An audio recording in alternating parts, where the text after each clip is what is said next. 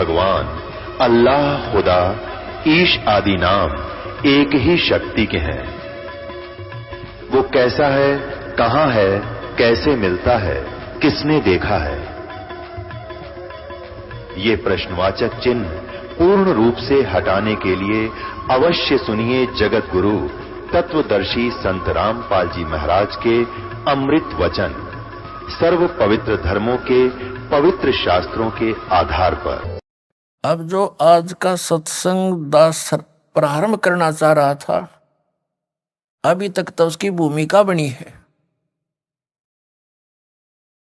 आप जी कहां रह रहे हो, कहां रहा करते थे, और ये गलती आपसे बनी, और वही व्यवस्था आज सबके अंदर विद्यमान है। जैसे ये हीरो और हीरोइन,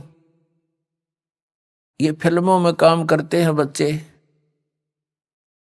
वो अपनी रोजी रोटी के लिए निर्लज्ज होकर नाचती हैं, गाती हैं, अटक पटक चटक मटक करते हैं। और ये युवा बच्चे उसी रोग से ग्रस्त हैं जो सतलोक में गलती की थी, और उनकी उस चटक मटक को देखकर उन पर आसक्त हो जाते हैं। कोई कहता है ये मेरा फेवरेट हीरो है, कोई कहता है ये मेरी फेवरेट हीरोइन है। खाक फेवरेट है, वो कह देंगे तुम्हारे को वो अपनी रोजी रोटी कमावन, नाचे कूदें, और तुम मूर्ख बन रहे उनके पीछे। तो ये जो हमारे अंदर वृत्ति है, ये वहां से घर करी हुई है, और वही यहाँ आज है। इस बरवाला के अंदर हिसार में यदि कोई अभिनेता अभिनेत्री आ जाती है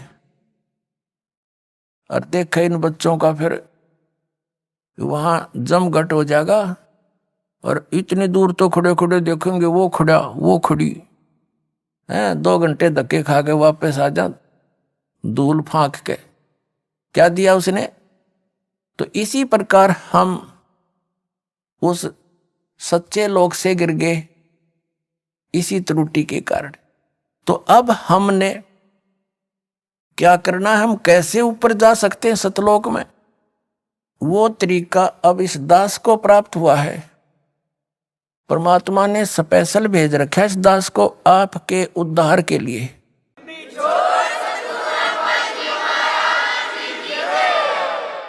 उस स्थान पर जहां आप आए हो, जहां से वहां पहुंचाने के लिए, उसके लिए एक तो ये ज्ञान आपके हृदय में फाइनल हो जाएगा जिस दिन कि दास ने जो यह कथा सुनाई है सारी साची है, और है भी साची। लेकिन आप बच्चे हो, आपका कद यह साची समझ में आवेगी, वो बार बार सत्संग सुनोगे, ज्ञान सुनोगे, फिर जो भक्ति विधि आपको बताई जाएगी, साधना करोगे, उससे फिर आपके अंतःकरण में जो जितने भी पुराने विकार जमा है वो कम होंगे, और ये जो सत्य है ये आसानी से फिर समझ में आने लग जाएगी। अभी तक तो दास ने ये मौखिक सुनाया सारी कथाएं। अब प्रसंग चला था आप कहां से आकर के कहां रहने लगे। अब सदग्रंथों में थोड़ा सा हिंट देंगे, और रात्रि के सत्संग में आपको प्रमाण देंगे। जैसे आप जी ने श्रीमद् भगवत गीता अध्याय नंबर 15 के श्लोक नंबर 1 से लेकर 4 में, वैसे तो पूरा ही अध्याय कंप्लीट यही ज्ञान देता है, लेकिन हमने इस ज्ञान को समझने के लिए इन चंद श्लोकों की ही आवश्यकता है। श्रीमद् भगवत गीता अध्याय नंबर 15 के श्लोक नंबर 1 से लेकर 4 में इसमें क्या कहा है। इसमें गीता अध्याय नंबर 15 के श्लोक 16 और 17 में 3 पुरुष बताए हैं, एक सरपुरुष, एक अक्षर पुरुष, और उनसे हटकर तीसरा जो है वो परम अक्षर पुरुष।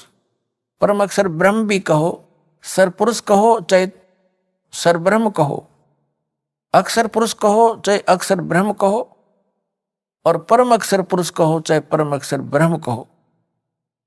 पुण्यात्माओं, आज मानव बहुत इंटेलिजेंट है, परमात्मा की दी हुई बुद्धि आपके पास विशेष है, और ये बुद्धि इसलिए विशेष दी है आपको कि आप इस आध्यात्मिक विज्ञान को भी साथ साथ समझ सकें।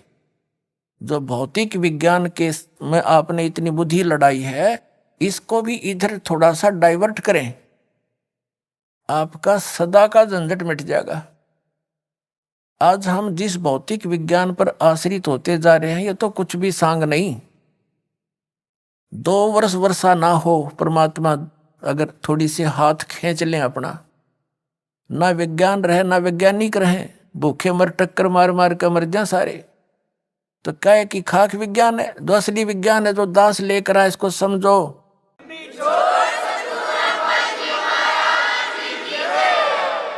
अब यहाँ घूम रहे, ऊपर के ग्रहों में जा रहे हैं, मंगल ग्रह में खोज रहे कोई सुख में स्थान सामग्री मिल जा, कोई बुध ग्रह में चेष्टा कर रहे हैं, कोई चंद्रमा पे जाकर खोज रहे हैं। इन खाली खोखिया में कुछ ना पावे। जो असली स्थान है सतलोक, वहां की खबर दास लेकर आया है, परमात्मा ने दी है, वो सुख वहां पर है। और वहां जाने के लिए इस भौतिक विज्ञान की आवश्यकता नहीं, आध्यात्मिक विज्ञान, इस तत्व ज्ञान की आवश्यकता जो दास के पास है। और इससे आपको यही सुख हो जाएगा जो आप कहीं और खोज रहे हो। यही आपकी पृथ्वी पर इतना भरपूर सामान दे देगा, सामग्री दे देगा ऊपर अक्षर ब्रह्म, आपने कितना जाने की जरूरत ना पड़े, सारे सुख दे देगा, सदा बाहर कर दे, फिर से बाहर ला दे परमात्मा 1 मिनट में, सब चीज आपको उपलब्ध करवा दे। पता नहीं वो क्या कर दे आपके लिए जब आप इस पर आश्रित हो जाओगे।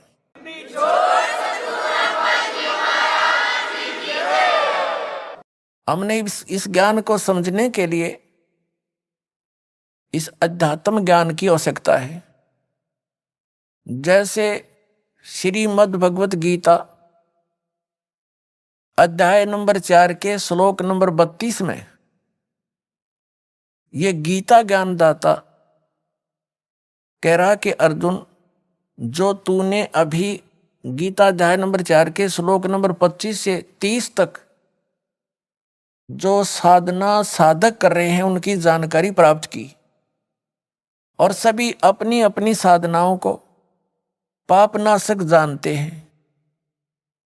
यदि उनको ये पता लग जावे कि ये साधना ठीक नहीं तो वो त्याग देंगे, लेकिन अभी तक जब तक वो कर रहे हैं पूरे निश्चय से कर रहे हैं कि ये साधनाएं पाप नाश करेंगे और पाप नाश से मोक्ष होगा, पाप नाश होकर ही मोक्ष होगा।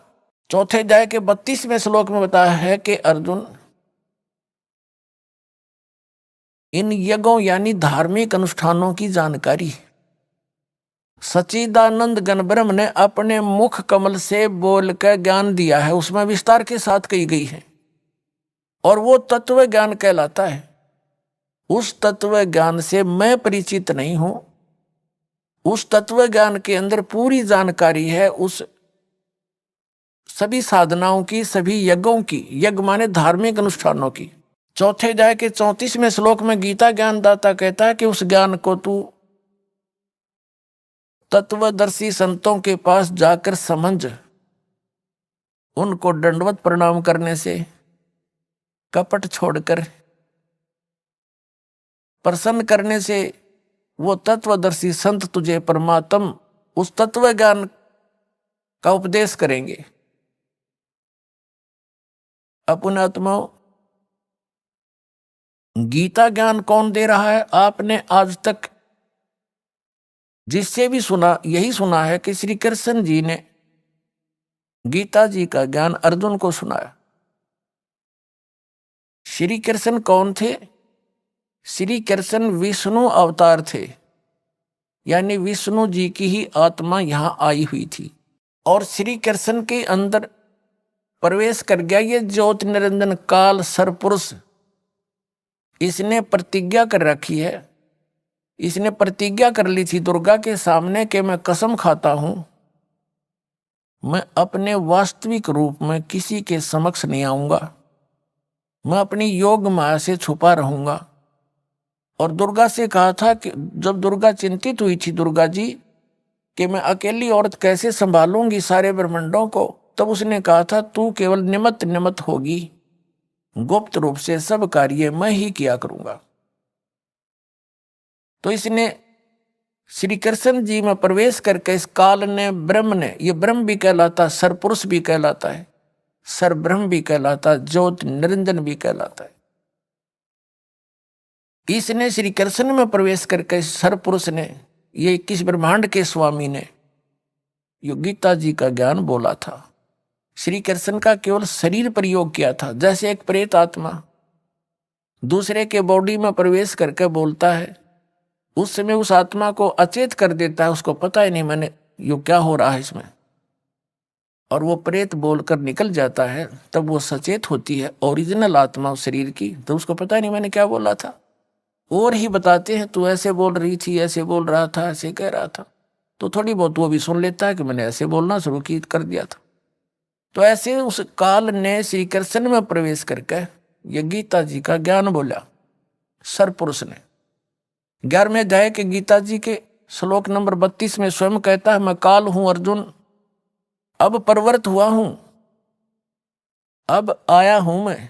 श्री कृष्ण तो पहले खड़ा था और अर्जुन पूछ रहा कि महानुभाव आप कौन हो, मैं आपसे अपरिचित हूं। अर्जुन, श्री कृष्ण तो अर्जुन का साला था और साले ने भूल गया, वो कृष्ण नहीं था उस समय, वो विराट रूप दिखाया उसने, कृष्ण का भूल भाल गया, वो विराट रूप दिखाई दिया उसने, तो श्री कृष्ण नहीं था वो। श्री कृष्ण जी के अंदर वो काल बोल रहा था, उसने जुल्म करवाना था। श्री कृष्ण नहीं चाहता था ये युद्ध हो, क्योंकि वो पहले ही मना कर दिया था कि मैं युद्ध भी नहीं करूंगा और मैं हथियार भी नहीं उठाऊंगा, एक तरफ मेरी सेना होगी, एक तरफ मैं होऊंगा। भगवान कृष्ण ने यही सोचा था कि ये और नहीं तो पांडव मान जाएंगे इस बात पे, जब एक तरफ ये मुझे तो लेंगे ही लेंगे क्योंकि मैं इनका रिश्तेदार हूं। एक तरफ सेना लगा दी, तो वो ये सोचा चाह रहे थे कि अर्जुन युद्ध ये मना कर दे पांडव, हमने युद्ध करते फिर हमारी तार है, जब सेना भी नहीं हमारे पास। लेकिन वो फिर भी नहीं माने। कहने का भाव ये है कि भगवान श्री कृष्ण जी महाभारत का युद्ध करवाना नहीं चाहते थे। तो जब अर्जुन मना करे था, श्री कृष्ण उसी समय कह देते कि चल भाई ठीक है, छोड़, चलेंगे वापस। उसी समय युग काल प्रवेश कर गया कि अब बात बिगड़ेगी। कृष्ण जी तो कह देगा ठीक है भाई, मन ना लड़े, चल, मैं तो पहले मना करूं था। तो उस समय युग काल आ गया, और इस ये जब तक प्रवेश रहा, तब तक प्रवेश रहा जब तक यू सारा नाश ना हो लिया महाभारत का। फिर निकल गया इसके अंदर से, श्री कृष्ण के अंदर से। फिर श्री कृष्ण जी से बाद में अर्जुन पूछ रहा है, इसमें महाभारत के अंदर एक प्रकरण आता है। अर्जुन कहता है बाद में जब राजगद्दी प्राप्त हो ली, तब कहता भगवान एक बार सत्संग करके जाना, आप द्वारका जाने वाले हो, और वही ज्ञान सुनाना जो युद्ध के दौरान सुनाया था गीता वाला। उस समय श्री कृष्ण कहता मुझे याद नहीं मैंने क्या कहा था। इससे सिद्ध है कि श्री कृष्ण ने बोला ही नहीं था वो। तो हम प्रसंग पर आते हैं कि ये गीता का ज्ञान ये ब्रह्म बोल रहा है, और ये कह रहा है कि उस तत्व ज्ञान को जिसमें पूर्ण मोक्ष मार्ग है, और वो गॉड गिवन है, सच्चिदानंद घन ब्रह्म का बोला हुआ है, उस ज्ञान को तत्वदर्शी संत जानते हैं, उनसे पूछ, मैं नहीं जानता। यहां गीता जी के अध्याय नंबर 4 के श्लोक नंबर 32 में अनुवादकर्ताओं ने थोड़ी सी त्रुटि कर दी, क्योंकि जहां इनकी बुद्धि काम करना बंद करेगी, इन्होंने अनर्थ कर दिए अर्थों के। यहां ब्रह्मणे शब्द है, ब्रह्मणे मुखे मूल पाठ में, तो इन अनुवादकर्ताओं ने ब्रह्मणे मुखे का अर्थ कर दिया वेद की वाणी। और यही अनुवादकर्ता गीता अध्याय नंबर 17 के श्लोक नंबर 23 में ब्रह्मणे का अर्थ करते हैं सच्चिदानंद घन ब्रह्म। वहां बुद्धि सही काम करेगी, वहां इनका अड़ी नहीं कोई अडांस। उसमें लिखा 17वें अध्याय के 23वें श्लोक में कि ओम तत्सत इति निर्देश ब्रह्मण तिर्विध समर्थ। ब्राह्मणा तेन वेदा च यगा च विहिता पुरा। उसका अर्थ क्या बनता है कि उस ब्रह्मण माने सच्चिदानंद घन ब्रह्म के पाने का, ये ओम तत्सत, ओम तो सीधा सरपुरुष का, और तत् है ये अक्षर पुरुष का, और सत है ये परम अक्षर पुरुष का। इन तीनों मंत्रों की मजदूरी करनी है। ये हमारे साधना के इंस्ट्रूमेंट है। जैसे हमने जल निकालना है, पृथ्वी में जल है, तो उस जल की हमारा पूज्य तो जल है, और इंस्ट्रूमेंट हमारे जो उसके औजार कौन से हैं, बोकी और पाइप। ये तो 2 अक्षर का मंत्र है सतनाम, जिसमें एक ओम है एक तत् है। और जब पाइप पहुंचगी जल तक तो इनका काम पूरा हुआ। फिर इसके ऊपर हैंडपंप लगाना पड़ेगा। जब वो जल मिलेगा तो सारनाम जो है वो सत, जिसमें इसमें सत नाम से बोला गया है ओम तत् सत में, ये 3 मंत्र हैं। ओम और तत् ये गुप्त है, तत् सांकेतिक है। ये दास बता सकता है इस ब्रह्मांड में, और कोई अधिकारी नहीं इस नाम के देने का।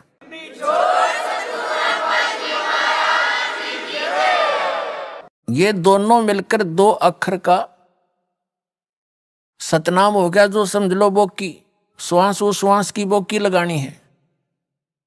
और फिर सत है, ये सार शब्द की तरफ संकेत है, वो मंत्र न्यारा है, ये दास देगा। वो समझ लो हैंडपंप का ऊपर की मशीन। अकेले सतनाम से मोक्ष नहीं, और सतनाम के बिना सार नाम की कीमत नहीं, वो काम नहीं कर सकता। जैसे बोकी लगाकर पाइप जल तक पहुंचा दी, तो फिर हैंडपंप लगाया जाता है, वो सार नाम समझ लो, सार शब्द। उस हैंडपंप को भी चलाना पड़ता है, तब वो वांछित वस्तु मिलती है। तो हमने सतलोक जाना है, परम अक्षर ब्रह्म की प्राप्ति करनी है, उस स्थान पर जाना है जहां जाकर फिर वापस कभी नहीं आते। उसके लिए 3 मंत्र के जाप का विशेष योगदान है। तो गीता अध्याय नंबर 15 के श्लोक नंबर 23 में इसमें बताया कि ओम तत्सत इति निर्देश है, ब्रह्मण त्रिविध समर्थ है, वो सच्चिदानंद घन ब्रह्म का, उसके पाने का, इस 3 मंत्र के साधना का, जाप का, सिमरण का निर्देश है। निर्देश मीन डायरेक्शन, फाइनल फैसला, नथिंग एल्स। इसके अतिरिक्त और कोई मंत्र नहीं। निर्देश का ये सीधा अर्थ होता है। तो कहने का भाव यह है कि वहां इन्होंने ब्रह्मण्य का अर्थ सच्चिदानंद घन ब्रह्म कर दिया, सही कर दिया। और वही ब्रह्मण्य अर्थ है 4थे अध्याय के 32वें श्लोक में।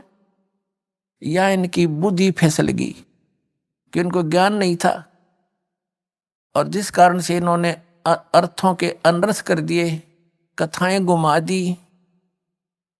जैसे गीता अध्याय नंबर 7 के श्लोक नंबर 18 में अनुत्तम शब्द है, अनुत्तमम यानी कति घटिया, उसका अति उत्तम बढ़ा दिया इन्होंने। बताओ, 4ठी कक्षा के बच्चे ने पूछ ले, उत्तम माने श्रेष्ठ, अनुत्तम माने अश्रेष्ठ। अरे इन्होंने उस अनुत्तम का सर्वश्रेष्ठ कर दिया। व्याकरण बदलने लग गए बिना ज्ञान के, अनर्थ कर दिए। गीता अध्याय नंबर 18 के श्लोक नंबर 66 में वरद शब्द है, वरद माने जाना होता है, इन्होंने आना कर दिया। बिना ज्ञान के निड़ंगे अड़या करें। गुरु बिन काहु न पाया ज्ञान, जो थोथा बुस छड़े मूड किसान। गुरु बिन वेद पढ़े जो प्राणी, समझे न सार रहे अज्ञानी। आज तक ये सब अज्ञानी थे, क्योंकि इनको गुरु नहीं मिले, सतगुरु नहीं मिले। सतगुरु या तो स्वयं परमात्मा आए थे, सतगुरु का रोल किया था, वो तो भगवान भी थे, वो तो ऑल इन वन है, ऑल राउंड है। उसके बाद वो सतगुरु थे जिनको भगवान सीधे मिले और सचखंड सतलोक लेकर गए, वापस छोड़ा।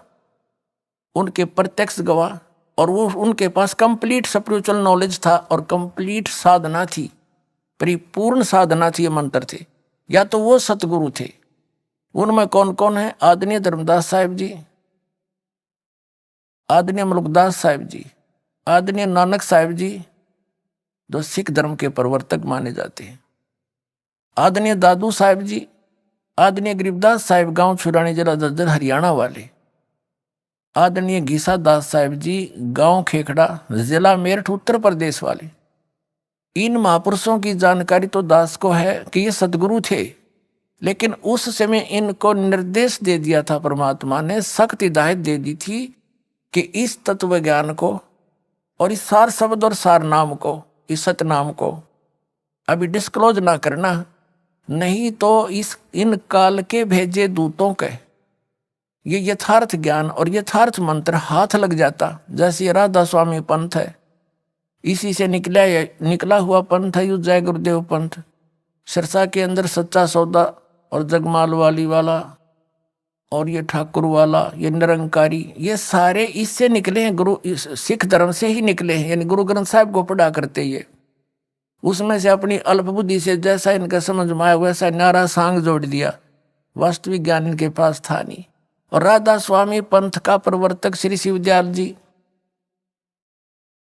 वो गलत साधना करके पांचों नाम काल के जाप करके भूत बन गया, अपनी शिष्या बुक्की में प्रवेश करके हुक्का पीवा रोटी खावा के वहां पर पहुंच गया सतलोक वो। तो ये बात बिगड़ती। अब इस पूरे ग्रुप को पता नहीं वो सतनाम कौन सा, सब सतनाम के गुण गावे, पूरा सिख समाज भी सतनाम सतनाम करता है, उन्हें सतनाम का नहीं पता दो अक्षर का कौन सा सतनाम वो। और नानक साहिब जी उसी का जाप करते थे, क्योंकि उनको परमात्मा मिले थे, आकर के सचखंड लेकर गए थे, उनको पूरा कंप्लीट कोर्स दिया था कि आप इसका जाप कीजिए, पर अभी बताना नहीं किसी को। उस नाम का जाप समुद्र की साखी, जन्म साखी नामक एक पवित्र पुस्तक है, सिख धर्म की, बहुत मान्य है।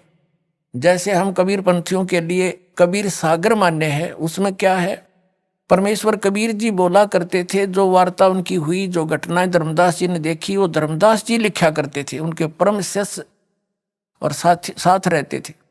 ऐसे ही बाला और मर्दाना श्री नानक साहिब जी के, नानक देव साहिब जी के परम शिष्य थे, वो उनके साथ रहते थे। और जो भी घटनाएं घटी बालाजी ने लिखी, आंखों देखी, तो उसमें उसको जन्म साखी बोलते हैं। जन्म साखी में एक समुद्र की साखी है, समुद्र की साखी में एक प्रकरण आता है कि बाला और मर्दाना ने श्री नानक देव साहिब जी से श्रीलंका देखने की प्रार्थना की, इच्छा व्यक्त की। उन्होंने कहा आंखें बंद करो, आंखें बंद करके खोली तो समुद्र के किनारे खड़े हो गए और कहा समुद्र के ऊपर मेरे साथ आप चलो, जैसे थल पर चलते हैं। हम दोनों मर्दाना और बाला नानक जी के गुरु जी के पीछे पीछे चल पड़े। उन्होंने ये कहा कि तुम वाहिगुरु वाहिगुरु जाप करते रहना। तो हम वाहिगुरु कर रहे थे, नानक साहिब जी कुछ देर के बाद उन्होंने उच्चारण शुरू कर दिया, ओम सोहम का जाप कर रहे थे। ये 2 अक्षर का मंत्र है। तो मर्दाना ने भी सोचा मैं भी यही जाप कर लूं। तो मर्दाना डूबने लग गया, वो भी वही जाप करने लग गया नानक जी वाला। जब नानक साहिब जी ने देखा कि ये मर्दाना डूब रहा है, तो उन्होंने कहा कि मर्दाना तू वही जाप कर, ये मंत्र मत जाप कर, गुरु की नकल नहीं करते, आज्ञा का पालन करो। अब वहां झटका भी दे दिया और सार्वजनिक भी कर दिया, आगे के लिए बैन भी लगा दिया कि खबरदार देश का जाप किया था। क्यों? जब स्वयं जाप कर रहे हैं उनको क्यों मना किया? आदेश था परमपिता का कि यदि अब ये डिस्क्लोज हो गया तो पिछली पीढ़ी जो अब शुरू हो गया ये परमात्मा का यथार्थ पंथ ज्ञान, यहां फिर हम भिन्नता नहीं बता पाएंगे।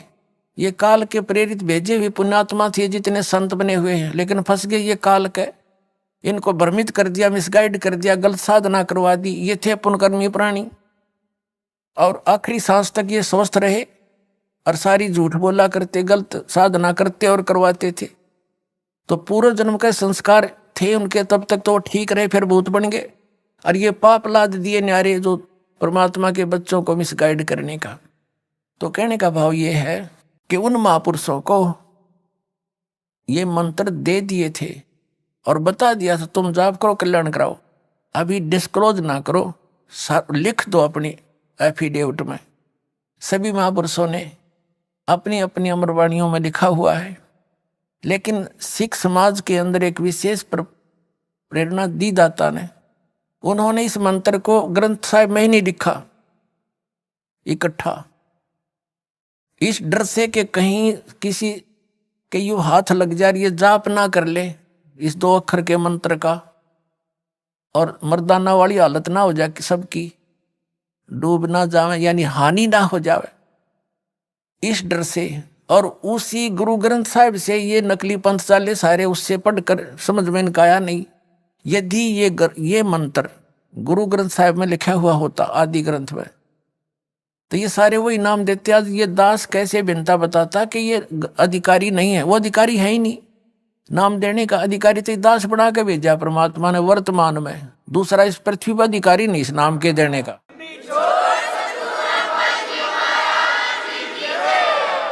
अधिकारी के बिना ये नाम अगर किसी से कोई नकली जो निर्भाग आत्मा होगा दुष्ट इस दास से प्राप्त करके, और ये नाम स्वयं देने लग जा कहीं पर, तो सबसे बड़ा अपराधी है इस पर परमात्मा का इस पृथ्वी पर।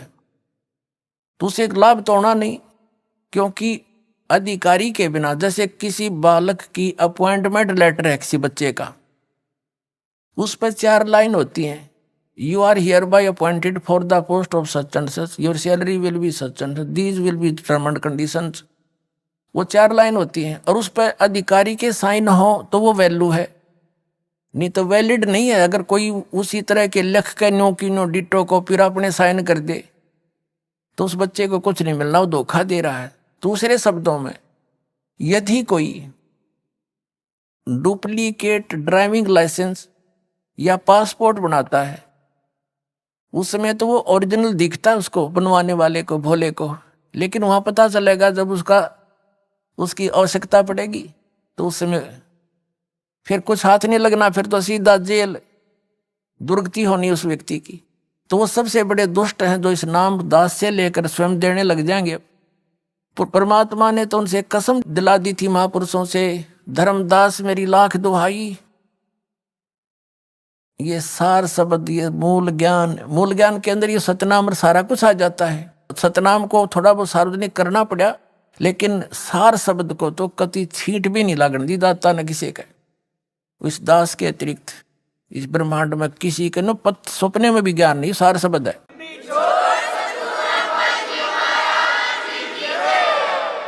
तो कहने का भाव ये है कि ये अभी कहते हैं गुरु बिन काहुन पाया ज्ञान, जो थोथा भूस छड़े मूड किसाना, गुरु बिन वेद पढ़े जो प्राणी, समझन सार रहे अज्ञानी। तो इन महापुरुषों को छोड़कर जिनको परमात्मा सीधे मिले थे वो तो सतगुरु थे, और सतगुरु नहीं थे पृथ्वी पर इस दास के अतिरिक्त वर्तमान में नहीं है। अब दया करी है दाता ने, तो उन महापुरुषों ने अपने सब्र की घूंट पी, परमात्मा के आदेश का पालन किया। ऋग्वेद मंडल नंबर 9 सूक्त नंबर 86 मंत्र 26 और 27 में, ऋग्वेद मंडल नंबर 9 सूक्त 82 के मंत्र 1, 2, 3 में, ऋग्वेद मंडल नंबर 9 सूक्त 20 मंत्र 1 में, ऋग्वेद मंडल नंबर 9 सूक्त 94 के मंत्र 1 में, ऋग्वेद मंडल नंबर 9 सूक्त 95 के मंत्र 2 में, ऋग्वेद मंडल नंबर 9 सूक्त 96 के मंत्र 16 से 20 में, और अनेक स्थानों पे यह स्पष्ट प्रमाण है कि वो परमात्मा सतलोक में रहता है। और सतलोक के भी तीसरे पृष्ठ पे, तीसरे भाग में, वह 3 डिवीजन है, 3 विभाग है सतलोक के, 3 हिस्सों में है।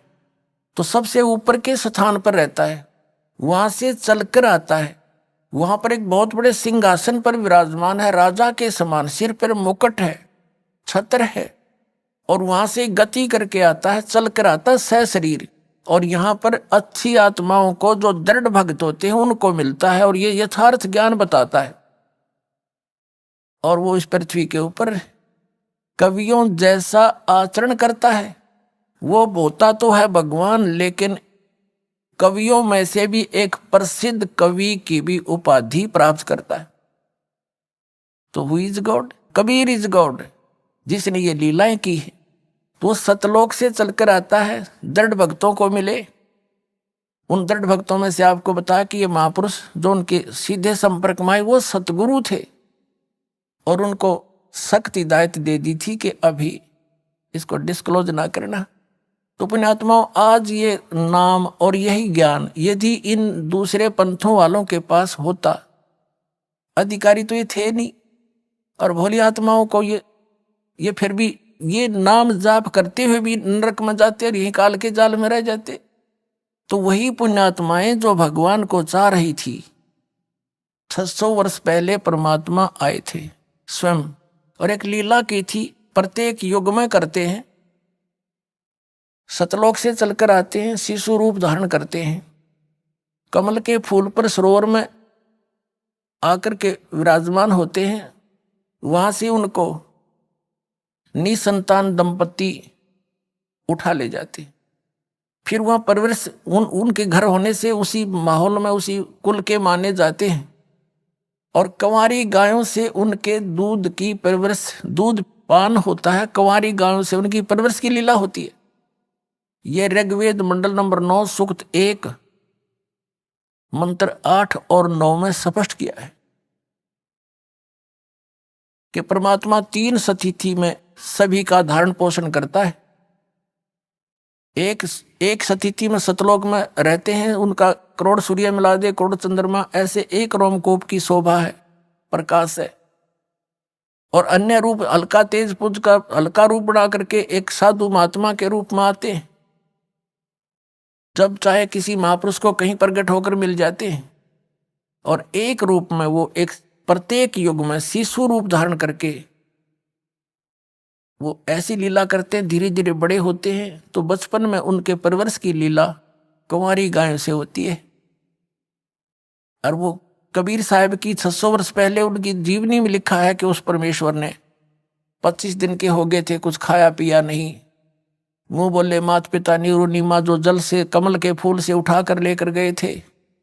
वो चिंतित हुई, फिर परमात्मा ने दया बख्शी, उनको प्रेरणा दी, क्योंकि वो पहले शिवजी भगवान के उपासक थे। फिर उनको जबरदस्ती मुसलमान बना दिया गया था, तो भगवान शिव को याद कर रहे थे, फिर भी मुसलमान होते हुए भी हृदय से शिव को नहीं भूल पाए थे। तो कबीर परमेश्वर की प्रेरणा से शिव जी आए शिवलोक से साधु रूप बना के। फिर परमात्मा कबीर जी ने नवजात शिशु के रूप में उनकी गोदी में, शिव जी की गोदी में आकर के उन्हें गोदी में लिया। तब कहा कि इनको कहो कंवारी गाय लावे, उस पर आप आशीर्वाद देना, तब मैं दूध पीऊंगा। ऐसा ही किया गया। तब कबीर साहब की लीला कंवारी गायों के दूध से हुई थी। यही ऋग्वेद मंडल नंबर 9 सूक्त नंबर 1 मंत्र 9 में स्पष्ट किया है कि वो परमात्मा जब शिशु रूप धारण करके आता है, उसके परवरिश की लीला कंवारी गायों से होती है। थोड़ी सी झलक देता हूं। अपने आत्माओं, हमने अध्यात्म ज्ञान समझना है। आप विद्यार्थी हैं, दास टीचर है, एक रोजगार रोजी रोटी के लिए हम अपने बच्चों को 16, 17, 20 वर्ष तक फ्री कर देते हैं कि तुम पढ़ो, शिक्षा ग्रहण करो। फिर उनको क्या मिलता है? 2 टूक मिलते हैं, और वो भी मृत्यु हो जाए तो वो सारा कुछ करा भी रह गया। और अब आपको क्या मिलेगा? आपको कहते हैं यहाँ का किया हुआ आपको सतलोक में सुख मिलेगा, जो आप यहाँ साधना पढ़ाई करोगे। तो इसके लिए आप जी ने कुछ समय देना पड़ेगा भगवान के लिए, और समय वो देगा जिसके आप पक्की समझ में आ जाएगी। जैसे हमने अपने बच्चों को 20 वर्ष दे दिए, ये पक्की जचगी हमारा कि ये पढ़ेगा तो कुछ प्राप्त करेगा, तो नो डाउट एक रूटीन सा बन गया फिर सबका। तो ऐसे ही इस ज्ञान से आपके हृदय में एक परिवर्तन होगा कि यहाँ की रोजी रोटी भी भगवान ने देता है, उसके बिना नहीं दे सकता। चाहे कोई कितना सर पटक लो और कितने तुम इन राजनेताओं के निकट घूम लियो, जब भाग में नहीं होगा तो कति नहीं दे सकते हुए से सर पटक लेना। और देना भगवान ने 2 रोटी चाहिए, हमने घनी बकवाद देंगे, आवश्यकता नहीं रहेगी, महसूस नहीं होगी। अब ये ड्रेस आपको मिली है ना, यह ड्रेस मनुष्य वाली, ये विद्यार्थी की ड्रेस है इस पृथ्वी पर। और विद्यार्थी अपने उद्देश्य को बोलकर फिल्म देखता है, गाने सुनता है, ताश खेलता है, सुल्फा पीता है, घुट्टी लाता है, तो उसके कैसे लक्षण है? क्या वो उपलब्धि करेगा उस अपने पढ़ाई की? नहीं, वो फिर सदा दुखी होगा। इसी प्रकार ये मनुष्य शरीर आपको प्राप्त हुआ था, यहाँ से सत भक्ति करके और सतलोक में मिलेगी, यहाँ करी हुई कमाई आपको, वहां सुख होगा। और यहाँ भी सुविधा पूरी देगा, क्योंकि आप विद्यार्थी हो, उस परम पिता के बच्चे हो, आपको विद्यार्थी बनाकर भेजा है तो सुविधा भी वो देगा। 2 रोटी चाहिए, बकवाद नहीं। गुटी लाना, फंड करना, 6 प्लाट ले ले, 4 कोठी बना ले, और कल मर जाए फिर कुत्ता बने अंडे, सिर पर धर ले कोठी नर उसने। तो ये बात आपका समझ में आवेगी धीरे धीरे, क्योंकि अभी तक तो हमने बकवादें सुनी और वो देखी है। तो इस प्रकार परमात्मा ने ये शरीर इसलिए दिया आपको कि आप विद्यार्थी हैं, और सब इसको पुनः सोचो इस बात पर। और यहाँ का जैसे जो बच्चा जो ट्रेनिंग करता है, जिस भी साइड की, कोई मेडिकल कर रहा है, कोई इंजीनियरिंग कर रहा है, कोई वैसे पढ़ रहा है, कोई शास्त्री की कर रहा है, तो वहाँ की हुई पढ़ाई उसको फील्ड में सुख मिलेगा, और वो वहीं सुख प्राप्त कर रहा है, तो यूजलेस हो गया उसका सारा काम। तो आप जी जो यहाँ सुख ढूंढ रहे हो, MLA MP मिनिस्टर मंत्री बन के, या यहाँ कोई कार कोठी बनाने में ही जुटे रहते हो, आप उद्देश्य भूल चुके हो अपना। अब फिर याद करो। और यहाँ का किया सतलोक में मिलेगा आपको, वहाँ ठाठ करियो, कुछ भी काम को ना, सारे सुख कितना बैठे बतलाइयो, और कहीं कुछ खाइयो पियो, सारे मौज, विमान आपके सामने होगा, जहाँ बैठ कर जाइयो, सारी सैर सपट्टे करियो, वहाँ सारा सुख वहाँ पर है एज इट इज।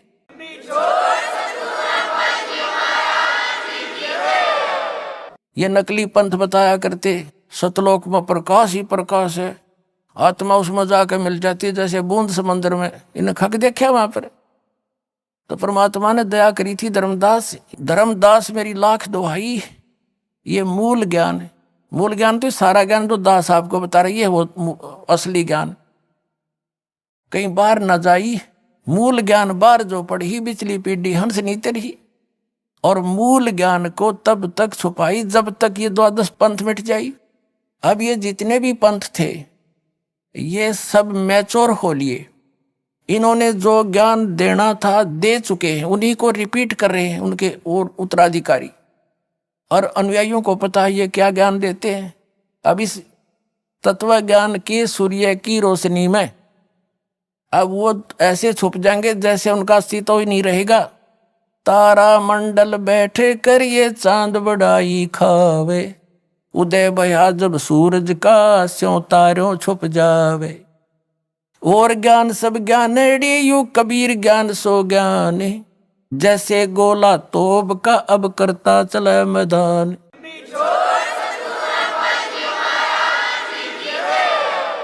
तो इन सब फेल हो जाएंगे जितने भी संत पंथ है ये नकली, और एक ही ज्ञान रह जाएगा परमात्मा का, क्यों हम सभी उसी के बच्चे हैं और उसी के लिए हम भटक रहे हैं। गुरुओं के पास उसी के लिए गए, हमने धर्म भी भगवान पाने के लिए ही अलग बनाए। अब वो हमें सहज में मिलने जा रहा है, तो हम फिर एक हो जाएंगे, अवश्य होंगे, देख लेना, ज्यादा समय नहीं लगेगा। अब क्या है, जो प्रसंग उस पर आते हैं कि उस परमात्मा की पहचान होना अनिवार्य है कि वो परमात्मा कौन है, कैसा है। और जहां हम जाने के लिए मोक्ष प्राप्त करके वहां जाना चाहते हैं, वो स्थान कैसा है। कोई न को वहां तो प्रकाश ही प्रकाश, आत्मा उसमें अमर आनंद लेती है। खाक आनंद लेगी जब उसमें बूंद समंदर में मिल गई, या बड़ा बूंद की तरह घूमे डोट डोट डोट से, क्या आनंद होया। वो प्रमाण कहाँ है। दास जो बता रहा है, उन महापुरुषों ने देखा जिनको वापस छोड़ा गया था, उनके द्वारा बताए गए उस आंखों देखे विवरण से परिचित करा रहा है कि वहां उन महापुरुषों ने ये बताया है। और ये लिखा हुआ सदग्रंथों में, कबीर पंथी पहचान सके नहीं सब निराकार बतावे, चेतन ही चेतन है, भगवान वहां निराकार है। तो इन्होंने क्या देखा, ये झूठे हैं, अनुभवहीन हैं, इनकी वहां तक पहुंच नहीं हुई, ये सब झूठ बोल रहे हैं। तो आप जी ने स्वयं सोचना है और जानना पड़ेगा, और फिर यहाँ आकर कल्याण कराओ। अब जो प्रसंग चल रहा है कि भगवान कौन है, जिसने वेदों में जो लिखा है, विशेष वैसे तो ये विश्व के ग्रंथ है,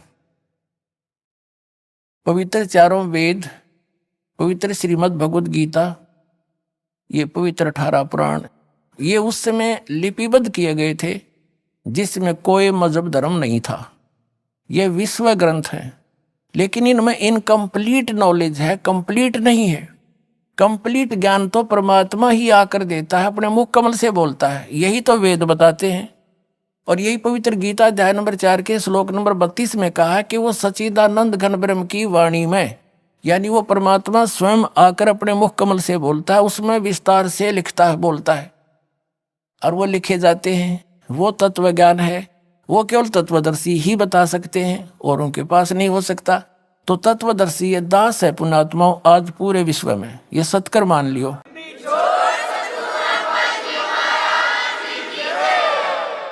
तो ये हो गया ज्ञान। वो ज्ञान कौन सा है, फिर उसमें भगवान कैसा है, क्या लीला करता है, वेद बताते हैं। और वेदों को पूरा, वैसे विशेषकर वर्तमान में पवित्र हिंदू धर्म के पुण्यात्मा तो अवश्य स्वीकार करते हैं कि वेदों में जो लिखा सही है। बाकी अन्य धर्मों के लोग भी वेदों को मानते सही हैं, वो स्वयं उसका पढ़ नहीं रहे, उसका अध्ययन नहीं करते, वो अलग बात है। अब देखो वेद क्या बताते हैं, एक विशेषता और देखो कमाल मालिक का।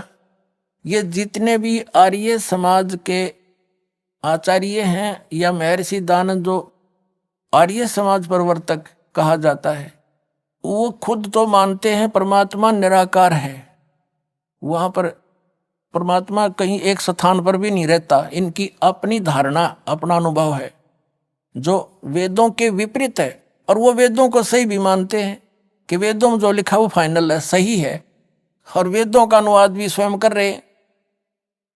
देख कमाल कुदरत का, कैसी दया करी आपके ऊपर। यदि इन वेदों का अनुवाद ये रामपाल दास करता तो ये टांग अड़ा देते यार ये समाज के आचार्य कि रामपाल के जाने संस्कृत ने झूठ बोला है। इसी दया बख्शी दाता ने इन इंजीनियरों द्वारा ही करवा दिया अनुवाद, इनका पता भी कोई ना, मैंने लिख के दिया। परमात्मा ने कहा कि चोर चुरावे तू बड़ा और गड्ढे पानी में, वो गड्ढे हुआ ऊपर आवे नो सच्चाई छनी ना। सच्चाई को दबाया नहीं जा सकता, मिटा नहीं जा सकता, कुछ दिन दबाया जा सकता, पर 13 दिन दबा दी इन्होंने। अब देखो वो आर्य समाज के लोग जो परमात्मा को निराकार मानते हैं और एक देशीय नहीं मानते और वेदों को सत्य मानते हैं। अब वेद क्या प्रमाण देते हैं, अपने आंखों से पढ़े हैं। ये है ऋग्वेद मंडल नंबर 9, 10 इकट्ठा ही अनुवाद है। प्रकाशक है सार्वदेशी कार्य प्रतिनिधि सभा, महर्षि दयानंद भवन, रामलीला मैदान, नई दिल्ली 2। ये आर्य भाषा भाष्य है। Prince offset printers 1510 Pataudi house Daryaganj नई दिल्ली से। और ये प्रथम ही सूक्त है, ये प्रथम सूक्त है। और ये प्रथम मंत्र में आप देखिएगा इसमें लिखा है सोम माने हे परमात्मा। यह परमात्मा के विषय में चल रहा है इनका जानकारी। ऋग्वेद मंडल नंबर 9 सूक्त नंबर 1 मंत्र नंबर 9 में यह स्पष्ट कर दिया है। उस ये देखो अभी अधन्या, अधन्या माने अहिंसनीय, अभी माने सब प्रकार से, अभी अधन्या, अधन्या माने बिना दनाई, अभी माने पूर्ण रूप से, जाके संग बैल नहीं लागा, वो कुंवारी गाय बछिया, धेनु माने गाय। संस्कृत देखिएगा, अभी अधन्या उत्सृणंती धेनव शिशुम, सोम इद्राय पातवे, ये 9 में।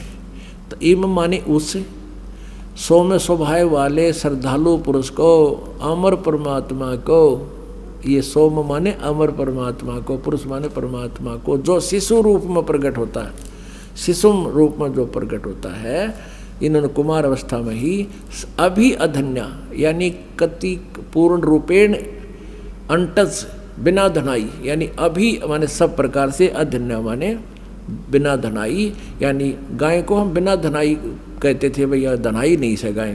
तो अभी अधन्या माने कंवारी गायें, गौएं तृप्त करती है। यहाँ पर जो गायें नए दूध ना हुई हो, गर्भ ना धारण किया हो, उसको कहते हैं ये बिना धनाई है।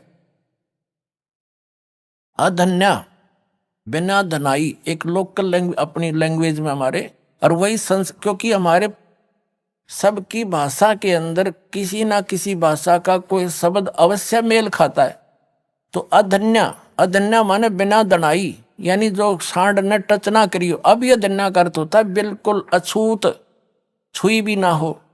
इसका अर्थ है कि वो परमात्मा जब शिशु रूप धारण करके प्रगट होता है और लीला करता है, धीरे धीरे बड़ा होता है, बचपन से ही बड़े बड़े विद्वानों के छक्के छुड़ा देता है।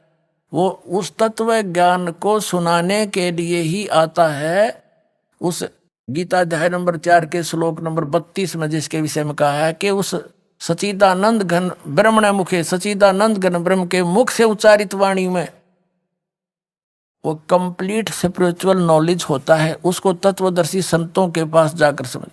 तो ये तो प्रमाण आपने मिला कि परमात्मा जब शिशु रूप धारण करके आता है तो उसकी परवरिश की लीला कुंवारी गायों से होती है।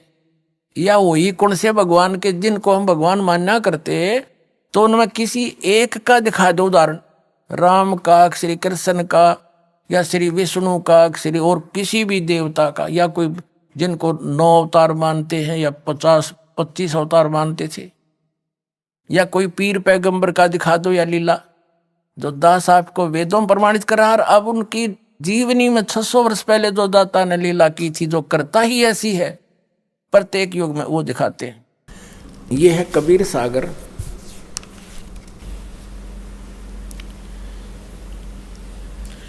खेमरा श्री कृष्ण दास प्रकाशन बंबई। कबीर सागर, ज्ञान सागर, प्रथम खंड, कबीर पंथी, भारत पथिक, स्वामी युगलानंद विहारी द्वारा परिष्कृत। मुद्रक एवं प्रकाशक हैं खेमरा श्री कृष्णदास, अध्यक्ष श्री वेंकटेश्वर प्रेस, खेमरा श्री कृष्णदास मार्ग, मुंबई। इसके देखिएगा 74 पृष्ठ पे ज्ञान सागर। अब सुन जुल्हा मन भयो आनंदा, जिमी चकोर पायो निशी चंदा। अब पुत्र को प्राप्त करके कहते हैं जुल्हा, वो नीरू खुश हुआ। ले सुत चले हरस मन कीना, बच्चे को लेकर चल पड़े खुशी खुशी से। अरतासों पुन अस बोल ही लीना, सुत काशी को ले चले लोग देखण तय आव, अन पानी बखे नहीं जुल्हा शोक मनावे। कुछ खाता पीता था नहीं और वो जुल्हा यानी नीरू बड़ा दुखी हुआ। तब जुल्हा मन कीन दीवाना, रामानंद सो कही उत्पाना। मैं सुत पायो बड़ गुणवंता, कारण कौन बखे नहीं संता। रामानंद ध्यान तब धार्या, जुल्हा को तब वचन उचार्या। पूर्व जन्म मत ब्राह्मण जाति, हर सेवा की नी भली बाती। कुछ तुव सेवा हरि की चूका, ताते भयो दुल्हे का रूपा। प्रीति प्रभु गही तोर लीना, ताते उद्यान में सुत तो ही दीना। वैसे तो वास्तविकता अलग से है, क्योंकि कबीर परमेश्वर ने कहा था धर्मदास जी को कि 12वां पंथ का जो प्रवर्तक होगा गरीबदास, उसके द्वारा मेरे यथार्थ ज्ञान को पुनः प्रकट किया जाएगा। मैं उसको सत्य से परिचित कराऊंगा, दोबारा छोड़ूंगा, वो फिर सही ज्ञान लिखेगा। तो तब तक परमात्मा ने क्या कहा था कि मेरे इस कबीर सागर में थोड़ा बहुत ये अनसमझ लोग कबीर पंथ में काल के दूत घुस के कुछ परिवर्तन कर देंगे, लेकिन सच्चाई को छुपा तो नहीं सकेंगे, थोड़ा बहुत परिवर्तन कर सकते।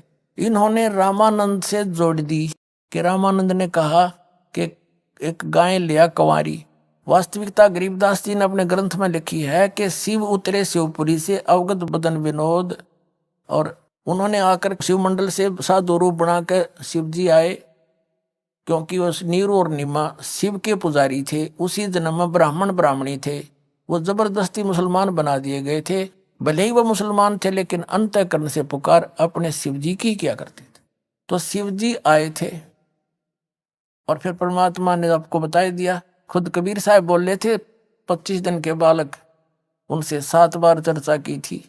उससे कहा था कि इनको कहो कुंवारी गाय ले आवे, आप उस पर आशीर्वाद रख देना, वो दूध देगी, वो पिया करूंगा। और वो देती ही रहेगी, फिर ब्याह नहीं की कभी भी, ना नए दूध होगी। और वैसे दूध देती रहा करेगी, उसके बाद दूसरी शुरू हो जाएगी ऐसे। अब देखिएगा, तो इन्होंने जैसे तैसे हमने सच्चाई से परिचित होना है, जैसा भी है। देखिए कि इनके अनुसार क्या है, रामानंद ने कहा कि तुम पहले ब्राह्मण थे पिछले जन्म में, तुमने कोई गलती कर दी भगवान की भक्ति में, इस कारण से तू धानक बन गया, दुल्हा बन गया, और तेरी प्रीति को देख करके भगवान ने तुझे जंगल में लड़का दे दिया, बच्चा दे दिया। वो तो जैसे इनकी सोच है, हमने सिर्फ उस निष्कर्ष पर पहुंचना है कि वो लीला कैसे हुई थी उस परमात्मा की। अब ये क्या कहता है नीरू जुलाहा, हे प्रभु जस कीन्हो तस पायो, आरत हो तो दर्शन आयो, सो कहिए उपाय गुसाई, बालक अक्षुदावंत कुछ खाई। ये भूखा है कुछ खावा, इसी तरीका बताइए। अब देखो इन कबीर पंथियों ने जो गलतियां की हैं स्पष्ट है। यह नीरू लिखना था, नूरी लिख रखा है, नूरी वचन, ये नीरू वचन है। तो यूं गलती होगी इनसे, और फिर उस गलती को सुधारने के लिए परमेश्वर ने अपनी प्यारी आत्मा आदरणीय गरीबदास साहिब जी को सचखंड से ले जाकर वापस छोड़ा। उन्होंने फिर उसकी पूर्ति कर रखी है। सन 1727 में परमात्मा मिले थे गरीबदास साहिब जी जब 10 वर्ष के थे। उसके बाद गरीबदास जी के ग्रंथ में एक मात्रा की भी गलती कोई नहीं कर सकता। एक ने कोशिश की थी थोड़ी सी परिवर्तन करने की, गरीबदासी साधु ने, उसको अदरंग मार गया। तो सबको डर हो गया कि इसमें बिंदी भी मत हटा दिए, उसकी ये दशा हो जाएगी, नहीं तो ये अपनी जीव संज्ञा में इसमें भी काल के दूत गड़बड़ कर जाते। गरीबदास पंथ से दास निकल कर आया, उनकी पूरी हिस्ट्री से परिचित है, तो उसमें उन्होंने जरा सा भी परिवर्तन नहीं किया। तो उस दास के पास है आज वो सारा यथार्थ ज्ञान, और इनसे मेल खाता है, जो उससे इसमें कुछ गड़बड़ है इससे शुद्ध हो जाएगी। तो इस प्रकार ये श्रेष्ठ ज्ञान मक्खन काट गए और 2 बार ताके देसी घी बना दिया आपके लिए।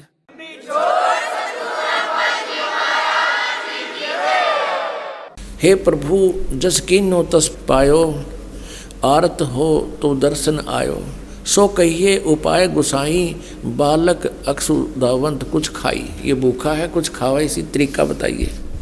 रामानंद अस युक्ति उचारा, तुम सुत कोई ज्ञानी अवतारा। उसने बताया कि तुम्हारा बेटा कोई आम व्यक्ति नहीं है, ये कोई विद्वान पुरुष का अवतार है। बछिया जाही बैल नहीं लागा, सोले ठाड करो ते ही आगा। कि एक बछिया ले आओ जिसका बैल ना लग गया हो, अर्थात जो कभी भी नए दूध ना हुई हो, दढ़ाई ना हो, यानी बैल ने टच ना करी, अर्थात कंवारी। आइए अब हम उन श्रद्धालुओं के अनुभव जानते हैं जो जगत गुरु तत्वदर्शी संत रामपाल जी महाराज जी से दीक्षा प्राप्त कर चुके हैं तथा उनके द्वारा बताए गए भक्ति मार्ग पर चल रहे हैं। नमस्कार सर। सच साहेब। सर क्या नाम है आपका? नारायण महतो। नरेंद्र महतो जी, आप कहाँ से हैं?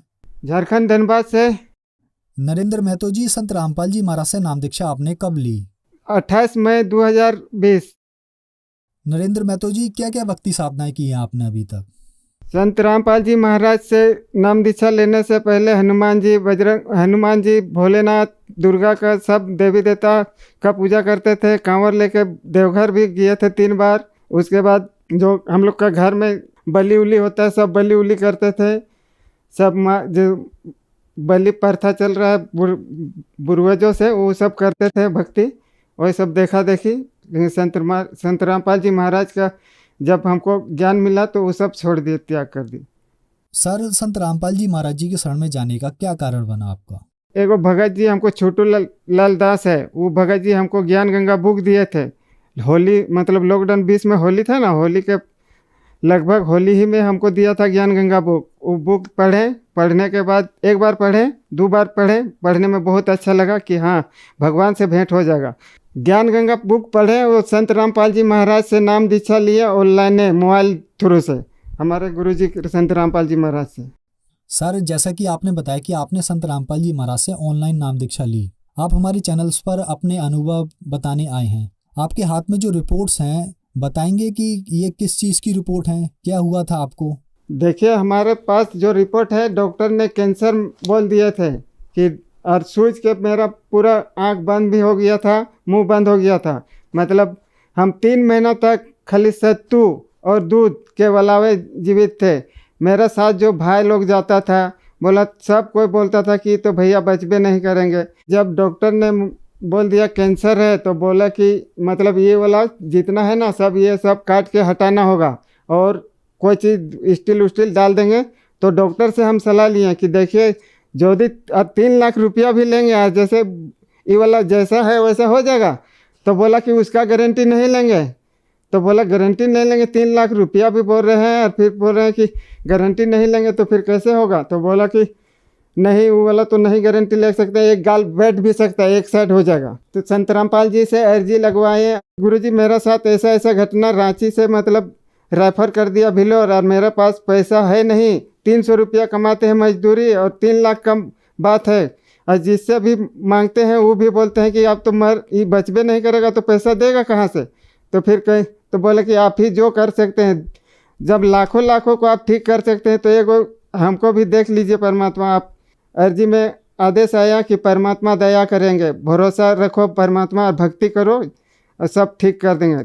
देखिए पूरा सूझ गया था, अभी थोड़ा हल्का सा बचल है, दिखा सकते हैं। देखिए मुँह में कैंसर था, देखिए थोड़ा सारी वहाँ जो इतना बड़ा जो दिखा रहा है ना ये वाला इतना बड़ा फुलल था, लेकिन मालिक बिना ऑपरेशन से ठीक कर दिए। संत गुरु रामपाल जी महाराज, मैं जैसे मुख से आवाज बोल नहीं पाता था ना खा पाता था, लेकिन देखिए परमात्मा संत रामपाल जी महाराज गुरु महाराज की कृपा देखिए कि सब खड़ा करके अभी टीवी में देख रहे हैं।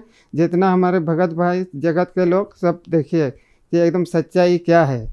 देखिए यहाँ पर जो मांस कितना बड़ा हुआ था और ये है कैंसर था मेरा। ये रिपोर्ट देखिए कि सच्चा कि गलत है सही है, आप लोग देखिए सच्चाई क्या है। लेकिन देखिए परमात्मा संत रामपाल जी महाराज का दया से देखिए सब ठीक कर दिए। देखिए हमारा पास कितना एक्सरे किए हुए हैं जांच में, मतलब 85,000 खाली जांच करवाए हैं भगत हम अपना बीमारी के लिए। देखिए कितना एक्सरे वाला है, सब है। उसके बाद देखिए एथी दिखा रहे हैं जो इलाज चल रहा था, देखिए नारायण महतो लिखा हुआ होगा, नारायण महतो इलाज देखिए कितना गहरा था। संत रामपाल जी महाराज के दया से आज ठीक ठाक है। इतना नशा करते थे कि मत पूछिए कि 98 से हम गुटखा उटका सब खाते थे, शराब 1.5 बोतल दारू, महुआ वाला 1.5 बोतल दारू पीते थे। और आज देखिए कि परमात्मा की दया से ज्ञान गंगा बुक पढ़े, खैनी गुटखा सब मेरा छूट गया खाली पढ़ते पढ़ते ही। कि देखिए इतना शक्ति है बुक में, जो भी ज्ञान गंगा बुक पढ़ते हैं देखते हैं तो उसको पढ़ना है बहुत अच्छा से, बहुत अनमोल ज्ञान है ज्ञान गंगा में। सर जैसे कि आपने बताया कि आपको संत रामपाल जी महाराज से नाम दीक्षा लेने के बाद आपने बताया कि आपको भयंकर कैंसर का रोग था, वो ठीक हो गया, आपका नशा छूटा। तो जो दर्शक आज आपको टीवी पर देख रहे हैं आप उनके लिए एक उदाहरण हैं। आपके पास रिपोर्ट्स भी हैं। बहुत सारे ऐसे लोग हैं जो कैंसर जैसी भयानक बीमारियों से ग्रस्त हैं। लोगों के पास पैसे नहीं हैं और बहुत सारे लोग ऐसे हैं जिनके पास पैसे भी हैं लेकिन अब उनका इलाज संभव नहीं है। आपके साथ तो बहुत बड़ा चमत्कार हो गया, आप बगैर ऑपरेशन के ठीक हो गए। तो वो लोग अगर संत रामपाल जी महाराज से नाम दीक्षा लेना चाहते हैं तो कैसे ले सकते हैं? देखिए जो भी कोई भी जैसे रोग बड़ा बड़ा रोग हो जाता है तो आप कैंसर जैसा भयानक हमको देखिए और संत रामपाल जी महाराज से नाम दीक्षा लेंगे, सद्भक्ति करेंगे तो सब ठीक कर देंगे। संत रामपाल जी महाराज से नाम दीक्षा कैसे ली जा सकती है? संत रामपाल जी महाराज से अनेकों चैनल में टीवी में चलता है, संत रामपाल जी का सत्संग चलता है, उसमें देखिए कि बहुत अनमोल ज्ञान है। उसका नीचे पट्टी चलते हैं, वह पट्टी के नीचे आश्रम वाला नंबर चलते हैं, उसे कांटेक्ट करके अपना नज़दीकी नामदान सेंटर का पता लगा के अपना नाम दीक्षा कल्याण करवा सकते हैं। धन्यवाद सर। सच सही।